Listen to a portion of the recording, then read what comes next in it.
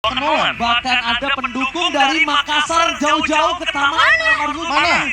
Wah, luar biasa buat kalian dari jauh-jauh, tepuk tangan buat kalian. Gokil. Respect, salut buat kalian. Keren banget sih. Luar biasa dari manapun kalian dan jauh-jauh ini Makassar bro. Luar kota, luar pulau. Datang dari luar kota buat pacaran X. Datang dari luar kota Buat nonton Grand Final, buat nonton Onyx. Yes juga tentunya kan. Ini kita lihat dengan ada Power of Keyboy yang udah dipantau oleh Coach Daki dan melihat mereka yang ditutup sebagai first pick. Ini benar the real respect. Yo yo yo, Keyboy. This is your boy, Keyboy. This is Keyboy. Tapi kalau ngomongin Keyboy, Keyboy itu semakin menyeramkan ya. Lama-lama kayak dia benar-benar tidak terprediksi loh Keyboy ini. Iya, apalagi dengan banyaknya pemilihan hero yang bisa dibawakan dan bahkan untuk sekarang kalau kita dengarkan tadi ya, kalau salah suara Diamond tuh. Tapi entah ini apakah Diamondnya menuju ke second pick karena kebetulan kalau kita melihat dari Burning Face, dua-duanya juga sudah memunculkan 3 hero masing-masing. Dan tentunya kalau misalkan kita melihat dari targeting, seperti tadi Nolannya pun tidak dilepaskan juga. Iya, tapi sebenarnya juga tidak diamankan oleh tim dari AP Brand. Iya, sudah dibantu juga oleh teman-teman dari Onyx. Tadi aku ngeliat ada Fredrin kan itu. Suara Brody itu barusan. Brody, masuk ke Marco Dan Matilda, ya. Matilda, harusnya itu untuk AP Brand. Itu Matilda yang akan dibawakan oleh Ogwena bersama dengan Fredrin first pick seperti barusan. Yes. Nah ini dia nih, benar mas seperti aku bilang, kalau KLTZ-nya diberikan hero tank jungle seperti Fredrin seperti ini kemungkinan besar hero-hero seperti Pakito akan dibawakan juga oleh Flap TZ dengan full damage. Ini kalau nggak salah istrinya Coach Shep. Istrinya Baba Yeba. Baba Yeba. Iya, tentunya mendukung ya sang coach untuk membawa timnya menuju ke akhir dari Yes, dan kembali lagi Grill. dengan cukup unik dari kedua belah pihak coachnya itu sama sekali gak ada yang bawa buku catatan kalau kalian lihat dari Daki dan juga dari Baba Yeba. Ya kan, karena itu terbiasa sudah ada beberapa mungkin yang mereka ada di luar kepala jadi nggak harus ada di textbook. Ini band terhadap Pak Wito bagus banget kan? Karena kita tahu dengan adanya jungler dari tank dimiliki AP Brand, ini ngebuat Flap TZ harus menjadi super deal damage. Ya bahkan mungkin akan ada tambahan lagi nantinya untuk menuju ke arah Flap TZ juga, mungkin itu akan menuju ke arah Arlot juga karena kebetulan Arlotnya belum muncul sampai dengan saat ini. Apalagi melihat udah ada Matilda dan Fredrin ini dua-duanya rusuh bisa nabrak, bisa memberikan efek sedikit mini stun dan tentunya bisa memicu bagaimana Vengeance dengan double damage-nya dari Arlot. Iya, tapi seperti yang tadi kami udah bilang, AP Brand, ketika mereka memang ngebawain tank jungler untuk seorang KLTZ, ini selalu ada hero support atau mungkin hero heal yang dibawakan oleh Ogwen sendiri. Dan terbukti itu sebenarnya jadi salah satu faktor juga untuk ngasih space ke seorang Super Marco. Tapi jangan lupa Cimomo, ini adalah second pick untuk Onyx. Jadi nggak bisa tebak. Nah, yang seperti yang bilang, Iya, bisa jadi ini adalah pick Dyrod. lebih menyeramkan gak sih? Makanya aku udah sempat bilang Cimo, oke, 100% win rate dari bullseye-nya Onyx itu memang nyata adanya. Data tidak bisa berbohong gitu, data sudah berbicara. Tapi kalau kita berbicara second pick Onyx, ini kadang lebih menyeramkan loh, karena mereka itu bisa menyimpan serat bahkan dari second pick sekalipun. Dengan Dyrod ini bisa jadi boost, bisa jadi juga untuk Kairi. Wow, tapi tidak akan ada Lilia. Wow, ini dia Lilia. Lilia Dari kemarin, dari kemarin Lilia menjadi masalah dari kemarin. Lihat ketika dia soul comeback, ingat gak? Lihat ketika Fireflux itu comeback. Lihat Onyx comeback. Iya, Onyx juga besar. Semua pakai apa? Pakai Lilia. Karena Lilia untuk kendali dia terhadap super wave minion apalagi 3 wave sekaligus itu bakal mudah banget dihilangkan. High ground ya. High ground defender yang kuat banget. Dan ini langsung di-ban begitu saja membuat AP Brand harusnya sedikit kehabisan dari segi pemilihan full hero-nya. Mungkin Novalia akan disisakan karena Novalia dari Q nanti yang akan dibawakan yang kombonya bakal bersama dengan si Matilda dari Ogwen. Ngomongin dengan adanya Novalia, ya Rapik lagi terbuka bebas untuk Brawl. Kenapa? Itu dia. Karena mereka udah butuh Bruno, the power of Bruno gitu, tangan dari cewek memang cukup kuat, tapi melihat adanya plot yang bebas, yang sangat bisa dikombinasikan dengan combo dari Kiboy, ini bisa menjadi sebuah jawaban untuk Novaria. Iya, tapi kayaknya MM bisa aja disimpan sama Onyx. Aku malah mikir ini Onyx bakal asik buat marksman. Karena apa? Iya, Karena mereka betul. bisa bawa X-nya. Sehingga mungkin kita akan melihat pick untuk Boots atau Kyrie di sini. Dengan pick yang lebih aman mungkin menuju ke arah XP lane juga.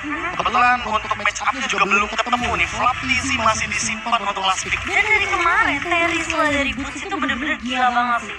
Coveran yang begitu baik dan gimana caranya selalu ada satu pemain yang bisa melakukan inisiasi antara Kiboy atau Boots itu sendiri dengan adanya Terisla yang bisa dibawakan. Ya, mungkin sekarang bukan belum memilih ke arah mana, Be. Disisakan untuk apa? Lebih ke mau apa ya, memainkan main gearsnya sih sebenarnya. Flipnya disisain pakai apa nanti lebih tepatnya? Mungkin Cloud? Cloud, tapi kita udah ngeliat Cloud di sana. Wow.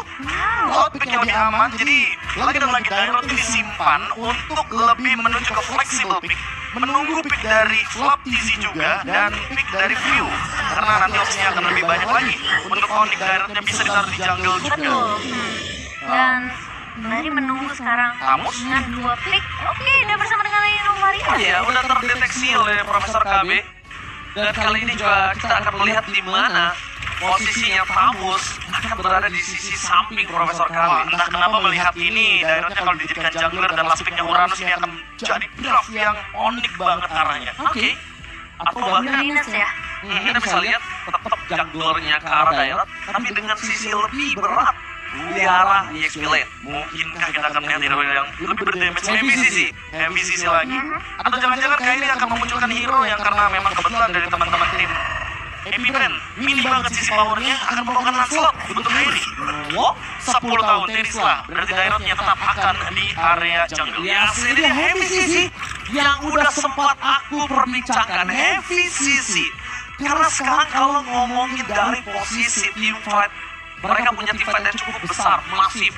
Cuma ingat, Onyx gak boleh bermain dengan plating yang diciptakan temponya oleh Epibrain. Ya, Epibrand udah pasti bakal sedikit menarik ulur dengan adanya Tamus juga sebagai salah satu garda terdepannya. Flop sangat kuat dengan Tamusnya dan kita tahu juga bagaimana power dari Tamus, apalagi ketika menggunakan Vengeance, ada damage reduction. Betul, itu dia. Itu mungkin bisa jadi satu celah juga ya yang perlu diwaspadai dari sisi tim Onyx sendiri. Dan membawa Valentina di tangan dari Sans. Ini siapa yang mau di copy? Apakah memang gak ada settling Eagle di tangan dari Owen? Atau memang lebih fokus untuk bisa mendapatkan Novaria dengan adanya Aslan? Wah, Assalamualaikum kayaknya oke banget. Karena itu untuk E-Boy. Ya, connectingnya untuk E-Boy. Iya, Ada implosion, Echo, dan juga ditambah lagi dengan penalty zone. Mumpun udah begitu banyak, tinggal kita lihat Epibrand seberapa banyak juga purify yang akan mereka bawakan. Wow, cukup menarik tentunya karena di Best of 7 kita akan melihat game pertama yang akan memandu jalannya dari babak grand final. Alright, kita telah menunggu 3 tahun setelah M1 dan akhirnya perwakilan dari tim Indonesia udah ada di Grand Final. Jadi kolom komentar dari Sabang sampai Merauke dan juga di Taman Ismail Marzuki. Aku harap kita dukung bersama-sama. Jadi kolom komentar jaga jempolnya, ketikannya, supportnya untuk tim Indonesia. Ingat, apapun yang terjadi walaupun Onyx sedang digadang-gadang menjadi tim terkuat di bumi, ya kan? Kita tetap harus respect. Respect is the key. Ingat, harus respect Profesor KB. Setuju banget. One mission, one glory, one step ahead to make a history. Untung bukan gua lagi ngomong di dalam momen itu. Bisa salah fokus gua ngeliat yang cakep-cakep. Laki-laki normal bro. Laki-laki normal. Salah. Tuh lihat, ini Taman Ismail Marzuki nih. Waduh. Lihat ya. Sama Pak Produser sekali lagi ya, aku titip kalau ada merchandise-nya kelebihan 2 ya, aku mau kasih dari sisi ini 1, sisi sana 1. Iya, kita bagi-bagi seru banget. Iya, karena ini apresiasi terhadap penonton di sini. Yes. Gila Sans. Gila Sans. Gila Sans. Yang mau nitip salam tulis kayak gitu, ntar kalau bisa kita bacakan di kolom komentar juga. Yang mau titip salam boleh. Mau langsung DM juga boleh. Boleh. Boleh semua. Yang dari Sabang sampai Merauke boleh semua. Boleh. Terus juga kalau salah ada yang nonton di TV. Oh iya di TVRI. Sport. Halo. Dan untuk emak bapaknya yang tergeser remote-nya dipakai buat nonton N5 nggak apa-apa. Tolong ya Bu ya. Iya. Sebentar aja Bu. Sehari aja kok. Iya. Malah. Semalam aja. Nah jujur gue pengen ngertiin tapi gue nggak bisa, mohon maaf ya sebelumnya. Itu mau di end pakai Lord apa enggak? Oh iya, Ini brand Oh dong. ini konten kreator Mobile Legends. Iya. Gue kira tadi bahasa Filipin. Enggak, tenang aja. Mirip-mirip ya. Ya walaupun aku udah belajar sedikit-sedikit. Tenang aja. Ya itu, aku belajar itu. Oke, tapi kalau kita ngeliat dari draft indexnya nih, Be, memang kelihatan nggak terlalu berbeda jauh dari kedua belah tim. Bahkan damage untuk di late game potential ini juga sama sih. Iya, sama-sama persis juga, tinggal mencari momentum. Apalagi kalau AP Brand ini bermain dengan permainan tarik ulur, Yes. mereka juga akan bermain dengan favor item, ada flash of the Oasis juga di sana, sehingga tentunya damage dari Cloud sangat-sangat dibutuhkan sekali. Novaria mungkin akan sedikit menjadi masalah karena yang bisa reach out dia itu hanya dari ceweknya saja. Belum lagi kalau kita melihat battle spell, Purify mungkin bisa dibawakan oleh View. Ya. Itu yang mungkin akan menjadi malapetaka sendiri karena untuk menyentuh ke lini belakang, kalau seandainya yang jump in adalah Kairi nggak bakal punya escapability. Dia Betul. akan membawa retribution di sana. Maka dia benar-benar akan nunggu inisiasi dari Boots atau nggak keyboynya. Sama aku ada dapat pesan ini dari salah satu sesepuh EVOS fans dan di Aduh. EVOS fans aku Daddy. komen dan dia lagi nonton sama Sobat Onyx. Lagi nonton sama Sonic. Luar biasa. Luar biasa. Terima kasih banyak untuk fans Indonesia ya yang berbeda-beda, Ya. udah lupakan warna, ya kan sekarang kita udah fokus dukung Onyx ya guys ya. Saatnya merah putih. Ini saatnya Merah Putih sekarang Indonesia waktunya dan Wah, dan bahkan kalau ngomongin Indonesia, Yes. fansnya itu jauh banget sampai ada yang dari Milan, bro. Wow. Karena di sana katanya lagi perang, lagi kerja, jangan sampai ketahuan bosnya katanya. Iya, kita sih nggak bakal bilang ya kebetulan. Tapi kalau bosnya fans dari Onyx, coba ditanya ya, coba Iya. ditanya. siapa tahu bosnya Sonic juga. Siapa tahu nobaran nih. Malah beneran nomor di kantor ya. Iya. Wow, tapi yang tentunya di film ini juga rame tentunya full house untuk mendukung tim tuan rumah. Wah kacau sih. Tadi beberapa caster internasional seperti Wolf bilang, wah luar biasa crowd. Dan ini it's Onyx time. Onyx time! Ada gambar Onyx juga tuh, lantaknya Onyx. Aduh luar biasa. Oke. Oke. Tiba-tiba kita sudah menuju ke dalam layup dan kalau gitu biasa banget kita harus semangat. Oke. Let's go to the main of the grand final and five world championship. Wow, ini best of 7 dimulai dari game pertama. Tentunya yang kita akan melihat apakah akan ada perlawanan yang sengit. Karena kemarin Onyx di game kedua dan game ketiganya itu benar-benar total one sided deh. Iya, tapi kalau kita melihat dari early tempo yang sudah mulai dijalankan oleh teman-teman dari AP Brand, itu ada gerakan agresif seperti biasa. Malahan, kalau aku lihat mereka sedikit bermain lebih pasif, di menit 1:20 tidak ada gerakan menuju ke area mid lane yang mengancam. Malah sekarang gerakan yang menuju ke area dari XP lane, yang tentu sedikit mengancam untuk Boots juga. Ketika kita melihat Kairi pun sudah mencoba untuk mengcover secepat mungkin di sana. Oh ya, dan sementara dari cewek pun sepertinya akan mau nggak mau harus agak sedikit bermain bersabar nih. Melihat juga memang dengan match up-nya ada si Marcus di titik Kairi. Sementara di area mid nih Keyboy bahkan coba untuk menahan pergerakan dari dua pemain di area mid sembari memang melihat dari seorang Sans yang akan mencoba untuk melakukan rotasi bersama dengan seorang Boots. Oke, kemungkinan besar akan ada massive team fight dalam assembly. Karena kita tahu, Turtle tidak akan dilepaskan oleh para pasukan dari AP Brand. Altisi berada di level 4 dan depan sana punya open juga masih berada di level 3. Posisi mencoba melawan calling up. Fokus ke belakang dari Sonic Root. Kepada Rank bisa dapat Kyrie. Langsung dapat Turtle. Meanwhile, tidak mampu melihat. Satu rasa berskop untuk seorang view. Dan Altisi akan dikorbankan ke asal dari sosok seorang pun. Meanwhile, Altisi dia mencoba untuk melakukan Sonic dan mendapatkan 1 poin atas pun. 1 poin kembali didapatkan. 3 di tangan AP Brand. Wah, memang berhasil untuk mengincar ke arah View, tapi tiga pemain dari tim Onyx harus unggul sekali. Ya, masalah utamanya adalah ketika kita melihat dari emblem pemilihannya Flappy, dia membawakan Village, jadi akan selalu ada adaptive damage per 5 detiknya yang akan ditimbulkan dari kubu AP Brand, dan hal tersebut yang membuat mungkin kalkulasi dari teman-teman Onyx sedikit miss, dan bahkan kalau kita melihat sekarang dari first turtle yang didapatkan, itu menjadi keuntungan yang bagus. Namun, tinggal di-convert aja nih, menjadi keuntungan apa setelah 2 menit ke depan. Ketika kita berbicara bagaimana AP Brand mencari atau menukarkan dari segi point kill, berarti mereka ingin mencoba untuk build up individualnya terlebih dahulu juga. Oh iya, karena sempat kehilangan 3 pemain tapi kali ini lihat si Boy bakal coba untuk menahan Kaltizi dan bakal coba di follow up. Silakan dengan ada view melakukan Psycho karena Open informasi dan akhirnya Vincent ada jawaban. Dan Sans sepertinya masih pede dengan adanya satu wasit legal yang memang sudah di-copy dari sisi seorang Oakland. Dan pergerakan dari cewek kali ini benar-benar dibatasi oleh Epibrand. Ini gerakan yang sangat-sangat agresif sekali dari Super Marco. Secara individual, dia pun menangin banget match up melawan Cloud loh. Jadi, sudah sangat wajar kalau seandainya cewek mungkin agak sedikit tertekan, namun kali ini tekanannya berbeda. Lihat rotasi yang dilakukan foreman move dari Epibrand menuju ke area dari Goblin. Dan itu membuat Keyboy sedikit tertekan. Oke, kalau ngomongin Keyboy tertekan, ini bukan pertama kalinya. Ingat, Keyboy nggak dikasih main, 05. Tenang, sabar. Sabar. Apa yang kalian lihat, gue juga lihat kok. Santai. Tenang ya. Tepuk tangan dulu dong.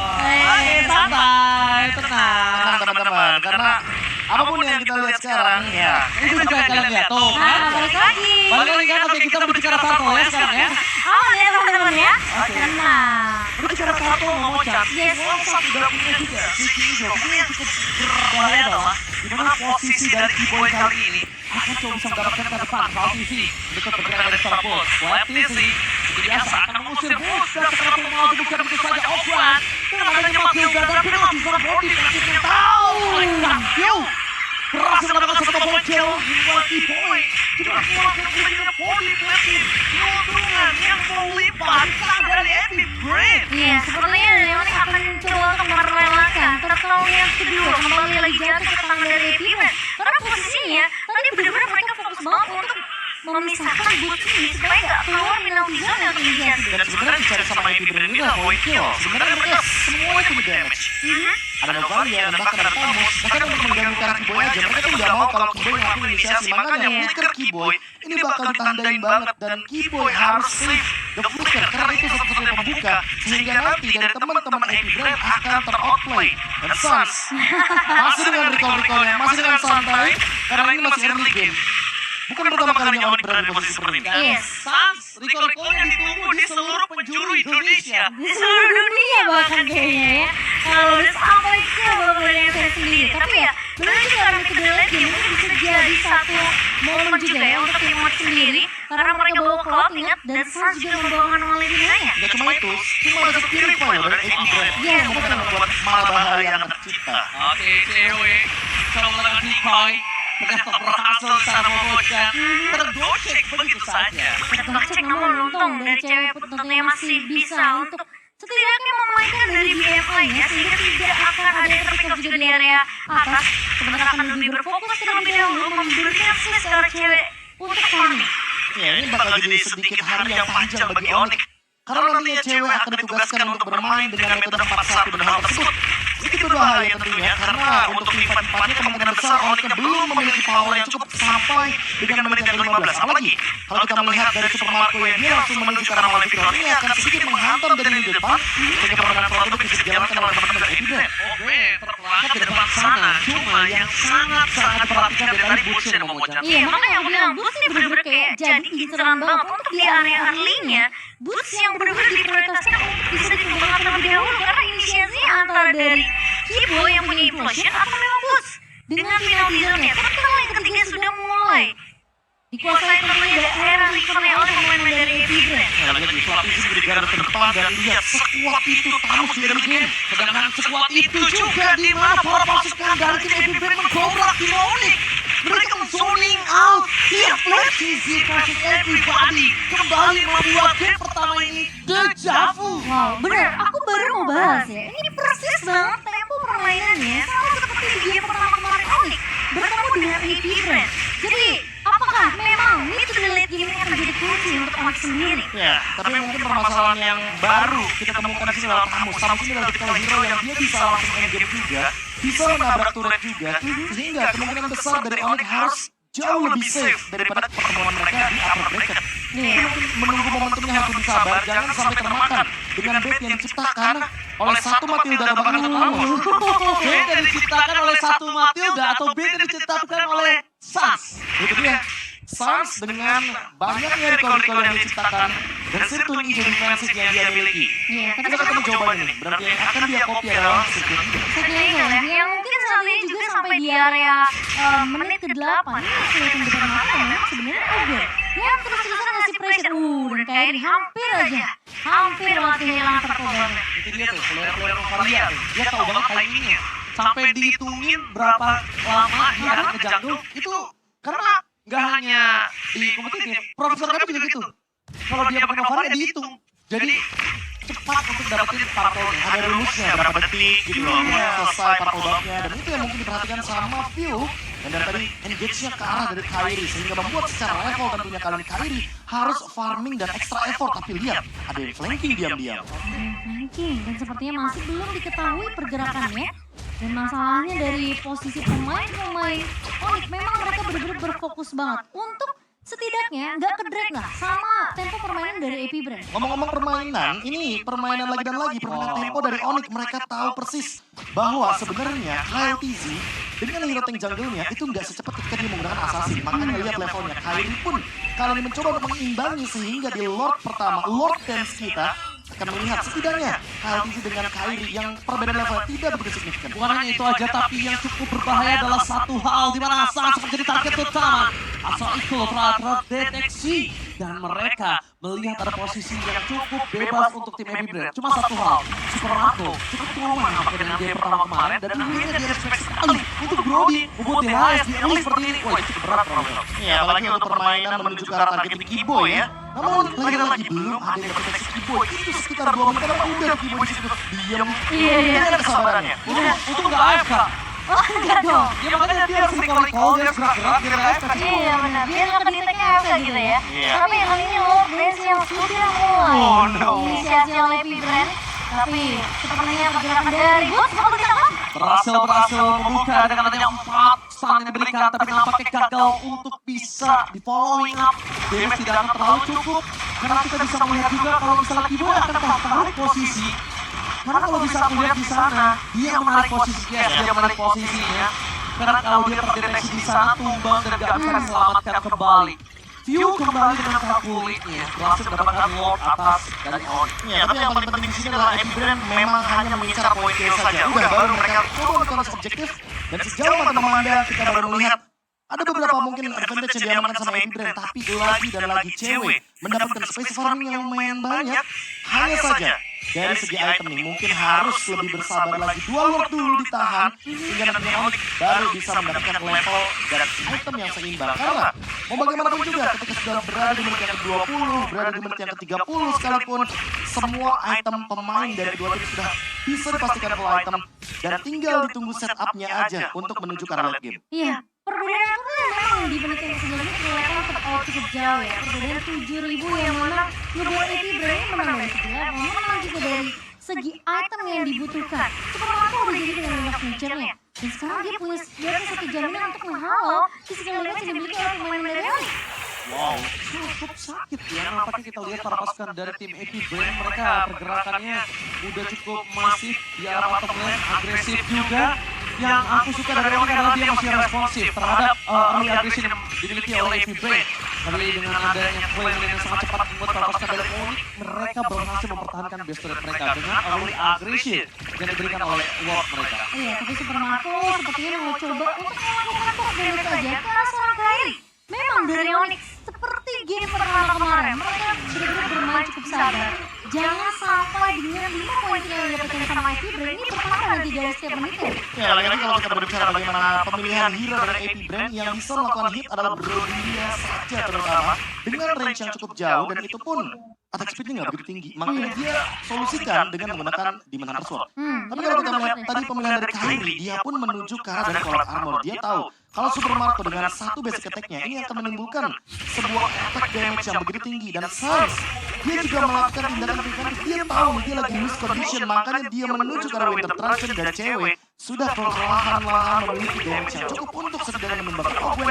Walaupun Ogwen dalam keadaan menggunakan Circling Eagle. Itu dia, ketika pilot dari Ogwen sedang melakukan penerbangan di sekitar cewek, itu menjadi keuntungan untuk dia. Kenapa? Stackingnya tetap jalan. Iya. Dan pasifnya tetap bisa dimainkan. Itu yang diuntungkan. Kenapa? Karena nanti semakin lama Ogwen di atas, dia bisa tumbang sendiri. Dan kalau misalnya Ogwen pun pulang, kerugiannya ada 2. Nggak ada ultimate, nggak bisa nge-zoning out, berarti tandanya. Dan yang kedua, ternyata sebelum kita bahas itu ada 2 tim fight cukup berbeda. Tapi tidak juga Flat TC, Kairi ditahan begitu saja. Bahkan tiba depan sana mencoba melakukan gol sejati.